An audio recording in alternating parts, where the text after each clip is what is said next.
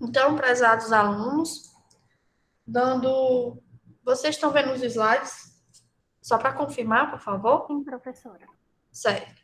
Então, dando continuação à nossa aula, né, que é a nossa quinta aula, nós vamos falar agora um pouco de fatores que influenciam a atividade catalítica. E aí, antes de eu mostrar o próximo, eu gostaria que vocês me citassem alguns parâmetros que vocês acham que pode influenciar, que foi até uma questão de pesquisa da atividade 1, que foi que vocês responderam. Temperatura, pH. Tempo, professora, também. Concentração de substrato. Certo. Cofator. Cofator, muito bem. Algo mais? Inibidor, algum inibidor? Isso, inibidores. Muito bem. Então, vocês estão vendo que nós temos vários fatores que influenciam, né? Então, nessa aula, nós vamos ver os principais. Eu vou explicar um pouco o motivo deles influenciarem. E vou perguntando algumas coisas, né, para vocês, com base no que a gente for comentando. Um dos que vocês me falaram foi a questão do cofator, né, que foi algo que a gente também citou na nossa aula 3, que foi a aula de forma síncrona, que algumas enzimas, elas vão precisar, né, de uma outra molécula para ajudar nessa catálise. E essa outra molécula é chamada de cofator, que nós vimos que pode ser um íon ou uma molécula orgânica ou metalorgânica, certo? Então, a gente debateu mais sobre isso, aqui é só para a gente recordar, certo? E aqui eu trago um exemplo, né? A gente citou outros exemplos na aula 3, para não repetir os mesmos exemplos. Eu trouxe aqui o exemplo da coenzima biosina, que ela transfere, né, no caso, o grupo CO2. Então, ela ajuda aí, ela age como uma molécula mesmo orgânica em outras reações, transferindo esses grupos, certo? E a gente viu que algumas precisam tanto dessa molécula orgânica, que a gente denomina de coenzima, como também do íon inorgânico, certo? E a gente viu que quando um desses se liga firmemente, ou até mesmo de forma covalente à enzima, essa parte desse grupo é denominado de grupo prostético. Aqui, eu até, na nossa última aula, não tinha essa figurinha, mas eu estou mostrando aqui para vocês agora, certo?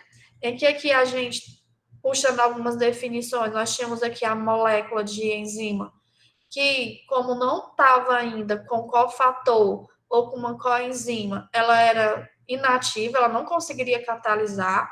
Então, essa enzima aqui, no caso, essa parte toda dela, que é a molécula inicial, é chamada de apoenzima. E aqui, no caso, eu estou usando como exemplo do cofator uma coenzima. E aí, quando ela está aqui ligada, né, a sua estrutura, a estrutura da enzima, então, quando eu junto a estrutura da enzima inativa mais esse cofator, que nesse exemplo é a coenzima, eu já tenho a holoenzima, que foi uma outra denominação que nós tivemos, que é a molécula na sua forma catalítica, né, ativa. Só essa parte aqui da coenzima é chamada grupo prostético, certo? E aqui, no caso, ela, nessa sua forma já complexada, aqui com coenzima, com uma ligação mais forte, pode, então, ocorrer a reação com o substrato, certo? Então, só para a gente configurar aí, ilustrar essa questão aí desses nomes, dessas nomenclaturas, certo? Ok? E veio os fatores, né, que vocês me disseram: pH, temperatura, concentração do substrato, presença de inibidores, foi alguns que vocês me citaram. No entanto, a gente pode adicionar a essa lista a concentração da enzima e a atividade de água, a presença de detergentes e a estabilidade enzimática no meio reacional, certo? Porque nós podemos está numa reação, um meio em que não favorece a enzima ficar na sua configuração ativa. Acaba desnaturando. Então, com o tempo de reação, essa enzima vai perdendo a sua atividade, diminuindo até mesmo cessar, certo? Então, esses são os principais fatores aí que nós temos que interferem, certo? O primeiro é o pH. Aí, antes de eu mostrar o motivo, por que vocês acham que o pH interfere?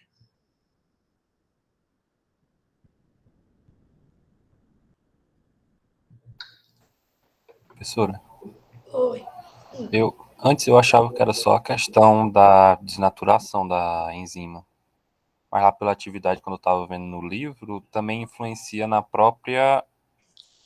próprio processo de catálise que eles necessitam dos íons hidroxilos e H+ do meio. Pelo menos eu entendi assim, não sei se entendi errado. Isso, exatamente.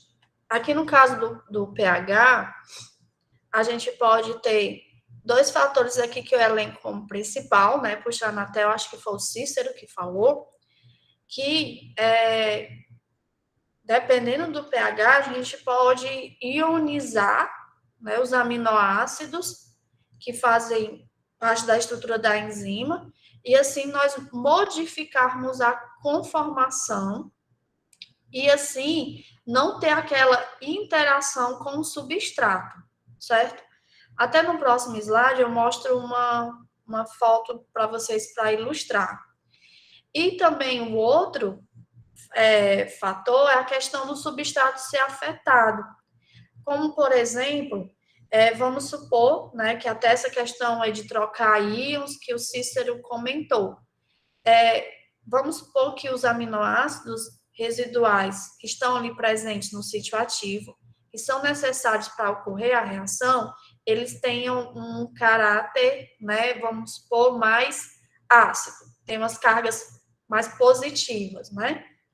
Então, se eu estiver no meio reacional, que eu tenha muitas cargas negativas, no meio mais básico, pode ser que o meio, não é o substrato, vai começar a neutralizar essas cargas desses resíduos de aminoácidos, e assim, com essa interação, né, essas ligações iônicas que ocorrerem, eu vou começar a modificar aquela estrutura necessária, né, aquela estrutura da enzima, a qual antes era necessária para ocorrer a reação, certo? A outra parte é o substrato. Vamos supor que o substrato tem uma carga negativa para poder catalisar com essa enzima, que é o nosso exemplo, que tem resíduos de aminoácido com carga positiva. Então, ali ia favorecer uma troca iônica, ou ligações iônicas. E aí, se eu tiver um meio muito ácido, os H3O+, né, se tiver meio aquoso, vão poder reagir com o substrato. Né? E assim, então, diminuir essa possibilidade da enzima se ligar ao substrato. Então, vocês estão compreendendo aí? E tem a situação que se eu estiver trabalhando em pHs muito extremos, eu posso até desnaturar, modificar por completo a ação dessa enzima, certo? Então, por isso, as enzimas elas têm um determinado pH ótimo, certo? Naquelas condições reacionais de temperatura, de fossil única com aquele substrato, ela vai ter um pH ótimo. E geralmente isso é estudado no laboratório. Faz vários ensaios variando o pH e mantendo todas as outras condições constantes para verificar qual é o pH ótimo para aquela reação. E aqui eu dou exemplo para vocês que a gente vai ter enzimas atuando mais em pHs ácidos, outras mais em pHs alcalinos, outras próximos do neutro. Que aí tem a pepsina mais ácida, tripsina mais neutra e a fosfatase alcalino mais básico, certo? Então, a gente tem aí vários exemplos que atuando em pHs diferentes. Qualquer coisa vocês podem me interromper. Aqui tem um exemplo, né, que eu disse que ia mostrar para vocês no próximo slide, que é a questão aí, esse exemplo é diferente do que eu relatei. Aqui, no caso, nós já temos os resíduos de aminoácido, que estão mais representados aqui no sítio ativo, pertencem, né, ao grupo carboxílico, né, que forma aí os aminoácidos, então tem uma carga mais negativa. E a questão de atração aqui por diferentes cargas do substrato, então favorece, né, esse contato aqui da enzima com o substrato. Se eu já tiver com o meio com pH muito ácido, eu vou ter muito H3 ou mais em solução. Aqui está só representado por H+, e aí o que pode acontecer é reagir aqui neutralizando essas cargas negativas e dessa forma repelindo a molécula de substrato, certo? Então é uma forma aí da gente entender aquela questão do pH envolvendo aí com o substrato.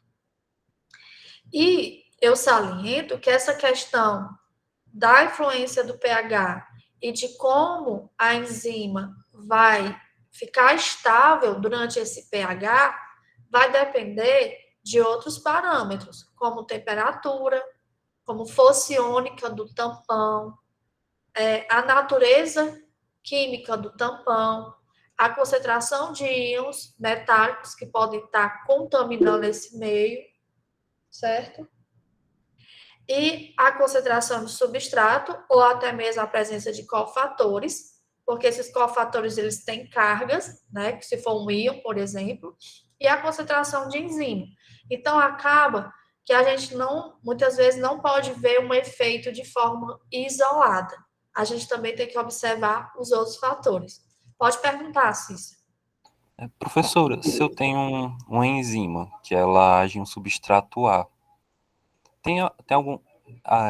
se tem algum exemplo de enzima que age com substrato A e na hora que eu mudo o pH, a estrutura dela muda de um jeito que ela começa a agir com substrato B agora, por exemplo? Nós estamos estudando, esse exemplo agora, você citou, é uma lipase, uma das mais conhecidas, né? É a de Cândida Antártica, a lipase B. Mas nós estamos estudando uma que é a lipase de rizomuco-mirrei, certo?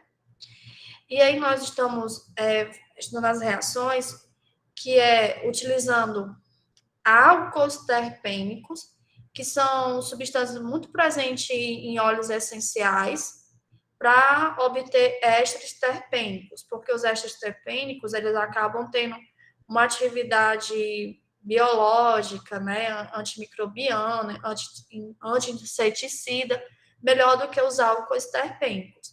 E o que a gente observou é que, no caso, a gente está usando óleos essenciais, em que a gente vai ter mais de um álcool.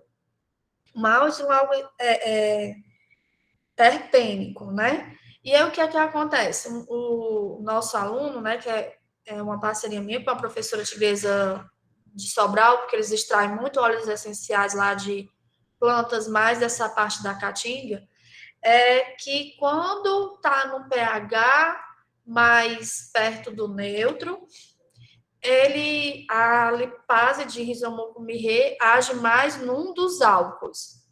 Quando a gente mudou o pH, ela já foi a reagir com outro ácido, porque a gente vai com álcool, desculpa, porque a gente acompanha a concentração desses álcools terpênicos, bem como a formação dos ésteres, por cromatografia gasosa com espectrofotometria de massa.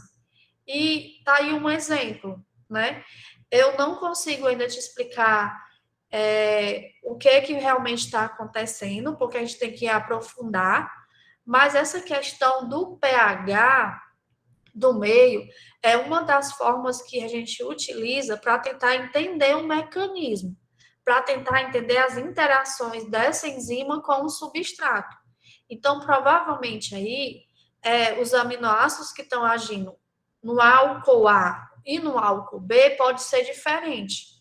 Ou pode ser até o mesmo, mas com a ajuda de outros moléculas nesse meio, até nesse óleo essencial, agem em etapas diferentes e preferem mais um substrato do que o outro. Então, tá aí um exemplo. Nós verificamos isso no laboratório, certo? E essa é uma forma muito utilizada para a gente entender como é esse mecanismo de atuação aí dessa enzima. Certo, Cícero? Alguma dúvida? Não, perfeito, professor. Obrigado. Mas existe sim, viu? O outro efeito, né, que vocês também me citaram, é a temperatura. E nós sabemos que a temperatura influencia qualquer reação, inclusive inclusive as biológicas, como a gente tem nas reações químicas. Então, com o aumento da temperatura, nós aceleramos a velocidade de reação, certo? Isso por quê? Porque a gente aumenta o grau de agitação das moléculas e assim nós temos aquelas colisões mais efetivas. No entanto, para as enzimas, que são proteínas, são moléculas que não têm alta resistência à temperatura, devido ao caráter das ligações que é feito, né, com a sua estrutura, elas podem se desnaturar. E essa desnaturação térmica, ela pode ser de forma reversível ou irreversível, certo? O que seria isso? Reversível, eu aumentei a temperatura, modifiquei a molécula, né, a sua estrutura. E essa nova estrutura, ela acaba não tendo uma função catalítica. Mas quando eu diminuo a temperatura, acaba que volta à sua estrutura inicial, que tem ação catalítica. Já irreversível, nós desnaturamos e ela não volta à sua conformação ativa, certo? Então, outro parâmetro que se estuda muito é a temperatura ótima da reação, certo? Em que aqui eu mostro para vocês a questão da contribuição 1, que seria aumentar a velocidade de reação, e a contribuição 2, que já é de caráter negativo, que é a desnaturação térmica. Então, a gente tem aqui uma temperatura ótima, né, para conduzir essa reação. E o que se deseja é que ela fique ativa por muito tempo nessas temperaturas ótimas, certo? Ou seja, além da gente verificar esse parâmetro, que é feito realizando diferentes experimentos em diferentes temperaturas, nós temos que acompanhar como fica essa atividade com o tempo. Ou seja, a gente incuba essa enzima nessa temperatura e fica acompanhando a sua atividade catalítica durante o tempo. E nós vamos ver o que acontece, que é o que eu mostro para vocês aqui nesse slide, certo? Nós temos aí uma molécula de enzima nomeada como E, e aí nós vamos submeter ela a diferentes temperaturas, variando aí nesse exemplo de 50 a 70, e nós vamos acompanhando com o tempo como é que fica a sua atividade. Então, a gente tem a atividade dela inicial e vamos tirando pontos em tempos para ver, certo? E aí vocês estão observando aqui que quando a gente está em 70 graus Celsius, ela tem aqui uma rápida diminuição da sua atividade catalítica. Logo, ela não é estável a 70 graus Celsius, né? Aqui seria a 65, 60, 55 e 50, certo? Então, por exemplo, se a gente for determinar a temperatura ótima, a temperatura ótima é 65, é um exemplo, certo? É 65 que deu. Mas com 65 graus Celsius, ela não tem uma atividade por muito tempo. Então, talvez não seria bom conduzir a reação a 65. É melhor buscar uma temperatura inferior em que ela mantenha por mais tempo a sua atividade catalítica, certo? Isso daqui vai influenciar nos nossos projetos dos reatores. Então, quando a gente estiver estudando reatores enzimáticos, eu vou voltar nessa parte, porque a gente vai precisar conhecer a cinética de desativação térmica da enzima. É ver como ela se comporta naquela temperatura ao longo do tempo da reação, certo?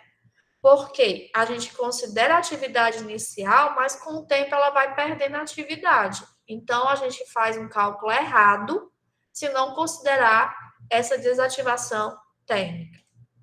Beleza, meninos? Alguma pergunta?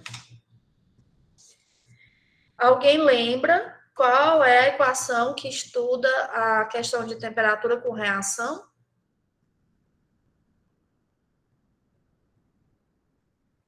Em cálculo de reatores. Quando nós estamos estudando reatores não isotérmicos, a gente vê uma equaçãozinha. Qual é? Qual é o nome da equação? É a de Arrhenius, professora? Isso. Aqui nós também temos a equação de Arrhenius, certo? Então, nós determinamos a influência da temperatura na constante catalítica, por exemplo, no KCAT, K3, lá do mecanismo de Michaelis-Menten, certo? Então, nós também podemos utilizar a equação de Arrhenius quando nós estamos estudando reações catalisadas por enzima. E aí nós vamos ver qual seria a energia de ativação para essa reação, podemos calcular o coeficiente de frequência de Arrhenius, que é o A, certo? Então, nós podemos sim fazer, e aí nós fazemos com vários experimentos em temperaturas diferentes, né? Como mostramos aqui. E aqui nós, então, determinamos a constante, e nesse caso, é muito mais determinado a constante de desativação, para a gente ter uma noção, certo? E assim ver como seria essa energia para desativar. Então, é muito mais estudado para isso do que até para a própria reação. Para a gente ter noção do tempo de meia-vida dessa enzima, certo? Então, é bastante utilizada também a equação de Arrhenius, certo? Nesse slide, vocês estão vendo aí 4 gráficos, que é tentando mostrar alguns experimentos, né? Esse primeiro aqui é o experimento que a gente vai determinar a temperatura ótima, ou seja, foi feito vários ensaios em diferentes temperaturas, e aí calcular a atividade enzimática, certo? Essa atividade é muito definida como a velocidade, né, de formação desse produto, e tem unidades aí do tempo envolvido. Esse daqui já foi para cada um desses ensaios. A gente pode variar a concentração inicial de substrato e aí determinar V máximo, né? E isso ou variando temperatura ou variando pH, que é esse exemplo aqui. Então, foi feito vários ensaios com pHs diferentes, e para cada um desses pHs foi feito com várias concentrações iniciais para a gente obter V máximo. E aqui a gente tem um perfil da influência de V máximo com o pH. Então, desse gráfico, nós conseguimos pegar uma faixa de pH. Ótimo para essa reação. Aqui já seria o estudo da estabilidade térmica, que várias temperaturas, como seria o comportamento da sua atividade com o tempo. E aqui já tenta vincular esse com esse. Esse aqui seria o de produtividade, né? O quanto nós estamos obtendo do produto por tempo. E aqui pegou-se algumas dessas temperaturas e aí foi verificar, né, então, qual seria a temperatura que seria melhor. Não só se basear pelo gráfico de temperatura ótima, mas também pelo gráfico de estabilidade térmica e de produtividade, certo? Para nós obtermos uma temperatura ótima. Alguma dúvida? Tá próximo, viu, meninos? Aguentem só mais um pouquinho, daqui a pouco a gente vai almoçar. Nenhuma dúvida? Aqui, só para a gente brincar um pouco, né? Eu trago exemplos da questão da temperatura mas não diretamente ligada a uma enzima. Aqui é a proteína, né? Essas proteínas aí que eu estou mostrando como exemplos não são enzimas, elas não têm ações catalíticas, mas eu quis trazer porque são exemplos do nosso cotidiano e dá para explicar um pouco dessa questão da influência da temperatura na desnaturação térmica da enzima, tanto de forma reversível quanto de forma irreversível. A primeira aí é a do ovo. Como é o nome da proteína aqui que se desnatura? Alguém sabe?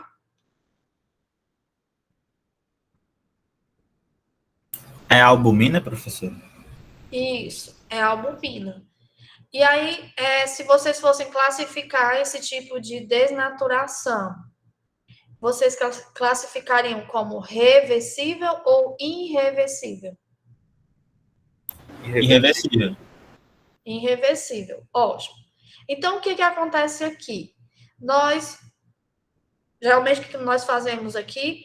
Nós aquecemos o ovo, então nós vamos mudar a estrutura da albumina. O que acontece daqui para cá? Um tipo de desnaturação, desativação, é por agregar as proteínas, certo? Aqui a albumina ela está nessa forma porque tem muita participação de ligações hidrofóbicas com a água ali presente. Quando nós aquecemos, nós estamos evaporando moléculas de água. Então, acaba essas ligações hidrofóbicas, né? Que são ligações geralmente definidas entre uma molécula com caráter apolar e uma com caráter polar. Então, a água aí, polar. E elas começam a se aglomerar, agrupar.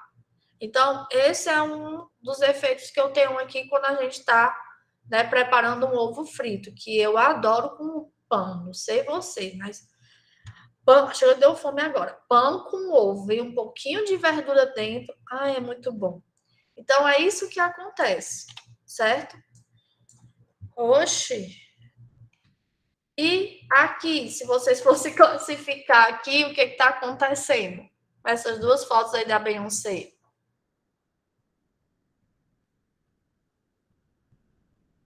Tá acontecendo. Ela fez uma chapinha, suponho. E aí teve o aquecimento da proteína do cabelo, que eu acho que é a queratina. E aí acho que tem a quebra das pontes de sulfeto, se eu não me engano. Algo do gênero.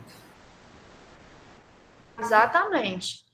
Mas aqui vocês caracterizariam como reversível ou irreversível? Aí seria reversível. Seria reversível, exatamente. Então, aqui, ó, a chapinha nós temos a ação do calor. E como o colega de vocês explicou muito bem. Nós temos, né, a proteína principal do cabelo é a queratina. É uma proteína que a gente tem na unha, no cabelo, os animais no chifre, certo? Então, aqui, com a ação do calor, nós vamos quebrar as ligações de sulfeto, que tem principalmente na cistidina, certo? E aí, então, o cabelo que era enrolado por causa dessas ligações acaba estirando. Só que com o tempo, né, a gente começa a pegar a umidade do ar, vai molhar o cabelo para lavar, e aí começa a hidratar. Com essa presença da água, né, então volta a sua estrutura encaracolada, certo? Então, isso aqui é uma ação térmica. Aqui, no caso, nós temos essas duas figuras foram tiradas do livro de bioquímica, né? Tem, no caso aqui, a queratina, que ela tem uma estrutura de alfa-hélice. E aí, quando nós fazemos essa chapa que submetemos ao calor, né? Ela forma a beta, que já é mais estirada, certo? Aí aqui a gente tem uma molécula, e aí a gente começa a entrelaçar uma com a outra, que é como começa a formar, né, o fio. Então, aqui a gente vai vendo aqui um corte transversal de um fio. Então, esse aqui é um fio de cabelo que é formado por várias, né, partes aí da queratina. Essa foto aqui é que, às vezes, a gente, né, quem tem cabelo liso, a gente nunca está satisfeito com o que tem, né, quer encaracolar. Então, o contrário a gente também pode fazer. Então, quando a gente vai fazer esse processo, a gente utiliza agentes redutores e agentes oxidantes, fora a questão do calor, né? Geralmente, esses tratamentos em cabelo tem a chapinha no meio, ou tem aquele negócio que a gente fica dentro, né? A cabeça fica dentro do negócio que aquece. Esse daqui, no caso, já é um esquema para encaracolar. Então, aqui vem um agente redutor, que acaba quebrando essas ligações. Esse agente redutor, geralmente, ele vai fornecer ligações aqui do enxofre com hidrogênio. Aí vem um outro agente, né, para tentar aqui enrolar. Aí começa a enrolar aqui o fio. Esse agente pode até ser os bobzinhos, né? E depois vem um agente oxidante para encaracolar mais, certo? E aí, o contrário, a gente pode vir para estirar o cabelo, beleza? E aí, é um exemplo aí bem comum, né? Principalmente para as meninas. Eu já encaracolei, eu já estirei, eu já fiz os 2 processos. Nunca pintei, mas esticar ou encaracolar já. E o próximo fator, vocês têm alguma pergunta, meninos? Tá acabando os fatores. Alguma pergunta? Aguentem aí, pelo amor de Deus. Nenhuma, então? Um outro parâmetro que muito pouco é falado, mas que também influencia, é a concentração de enzima, né? A quantidade de moléculas de enzima que vai estar ali para catalisar aquela reação é importante. Como, por exemplo, a gente pode citar as pessoas que têm tolerância à lactose. Muitas vezes essas pessoas ainda têm a beta-galactosidase no seu organismo, mas é uma quantidade pequena que não é o suficiente para hidrolisar a lactose ingerida. Então, às vezes, tem um suplemento com essa enzima, certo? Ou às vezes realmente não tem quase nada e aí os efeitos são piores, certo? Mas a via de regra, quanto maior a concentração de enzima, certo? Maior é a velocidade inicial. No entanto, a gente tem que ter cuidado com isso, né? Porque nem sempre o custo vai valer, né? Algumas enzimas, o extrato não é tão barato, então não adianta a gente também aumentar muito a concentração de enzima. Bem como isso também vai depender da concentração de substrato que nós vamos ter nessa reação, certo? E para ter esse comportamento linear, é necessário que a gente tenha substrato em excesso, ou seja, eu vou ter substrato o suficiente para todas as moléculas de enzima. Beleza? Alguma pergunta? Continuando. O próximo efeito é um efeito que você já conhece, pela cinética de Michaelis-Menten, que é a concentração de substrato. Então, a gente tem um perfil que, quando a gente está com concentrações mais baixas de substrato, quando a gente vai aumentando a concentração, a gente aumenta a velocidade inicial. Isso por quê? Porque eu vou estar aqui, né, com moléculas de substrato, tem as enzimas, a representação, liberando o produto. No entanto, quando a gente aumenta muito a concentração de substrato, a gente vai começar a ter um perfil linear de velocidade, ou seja, uma zona de ordem zero em relação à concentração de substrato. Isso por quê? Porque não vai ter enzima o suficiente para catalisar, né, essas moléculas de substrato. Aí acaba que vai sobrar sem virar aqui produto, certo? Então, esse é o efeito da concentração de substrato. O próximo efeito é a água, em que a água, ela tanto pode agir de uma forma maléfica ou benéfica, e ela vai modificar com base em cada enzima, certo? E aí, como é que as principais formas aqui que a gente pode dizer que a água vai agir? Então, ela age na estrutura da enzima, via ligações não covalentes, Então, vocês estão vendo aqui essa molécula de enzima, né? Representada aqui de duas formas, ou pelos glóbulos, ou pela própria estrutura aqui, cheio desses negocinhos aqui, branquinhos com vermelhos, que são moléculas de água, certo?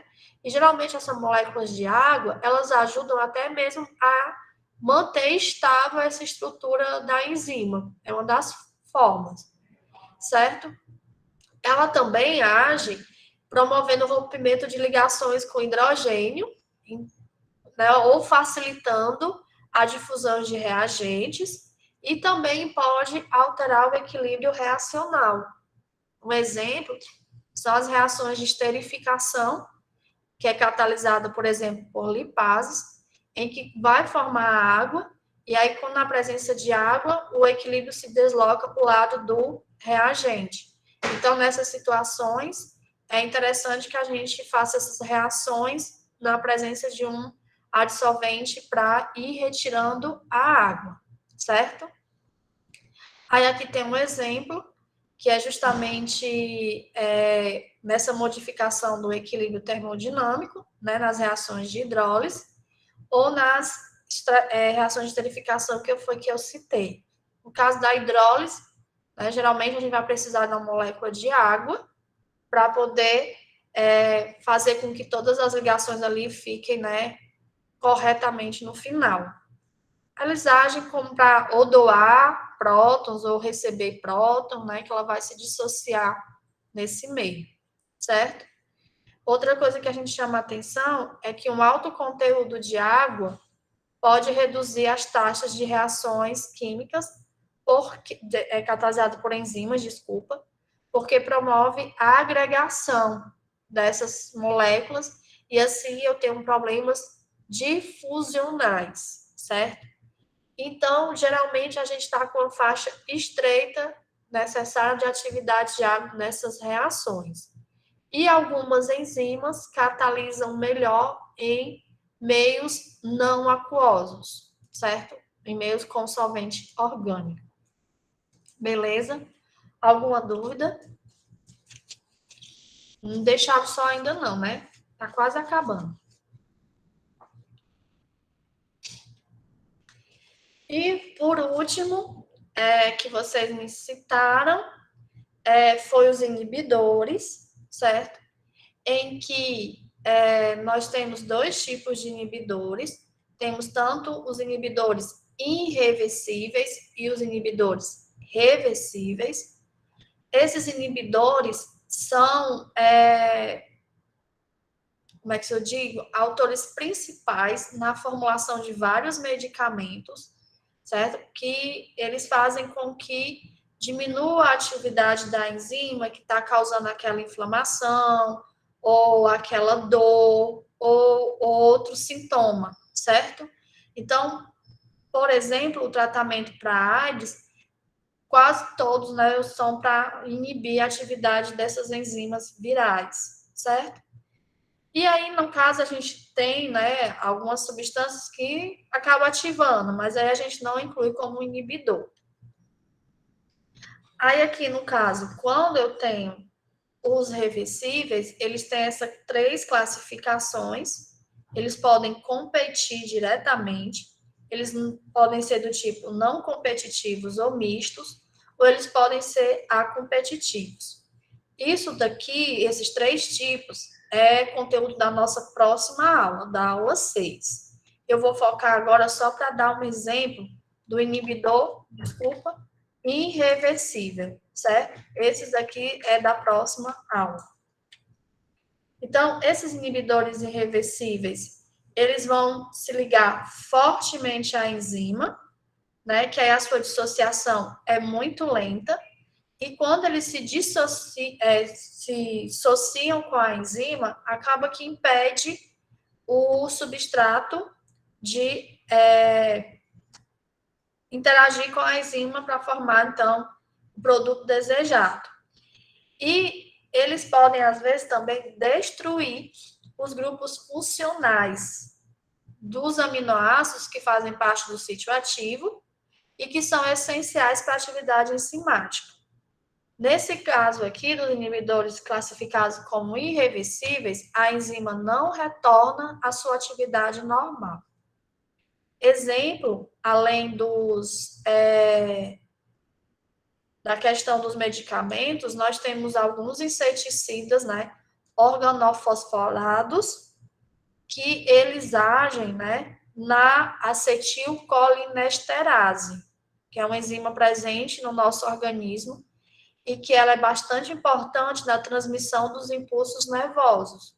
Por isso que alguns inseticidas não são, né, recomendáveis, justamente porque agem em algumas enzimas que são necessárias para a gente ter um bom funcionamento do organismo, principalmente esse exemplo aí, na questão dos impulsos nervosos.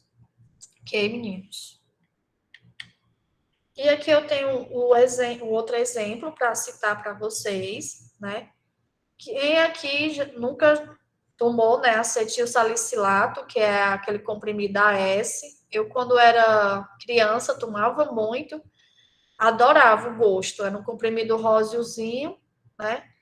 Que ele é um inibidor. E ele é inibidor de quem? Da ciclooxigenase. A ciclooxigenase, né, que está representada aqui por essa molécula, ela produz, né, as prostaglandinas, que essas substâncias dão a sensação de dor no organismo. E assim também acarreta outras coisas, né, sistemas, algumas vezes, inflamação. E então, quando nós tomamos o acetilsalicilato, que está aqui representado por essa molécula, ele vai conseguir, né, essa parte aqui da molécula, esse grupo funcional, vai se ligar à ciclooxigenase, que liberação aqui do hidrogênio para entrar esse grupo, certo? Então, aqui eu fico com a ciclooxigenase na sua forma inativa, por isso que eu botei ela toda cinza, né? Não está mais podendo catalisar as reações para sintetizar a prostaglandina. Então, aqui é um exemplo, né? O acetilsalicilato do inibidor irreversível.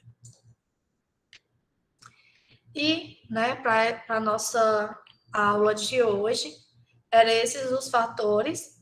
Os outros que eu citei para vocês, né, da água eu expliquei.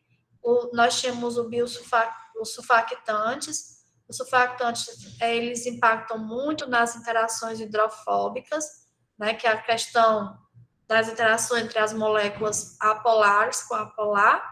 E nós também falamos um pouco da estabilidade operacional, que é importante a gente acompanhar a atividade ao longo do tempo desse fator que está sendo avaliado. Bem como a gente tem um conjunto de todos impactando, né, a atividade enzimática. Então, para essa nossa aula era isso, meninos. Vou encerrar aqui a gravação para vocês tirarem as dúvidas.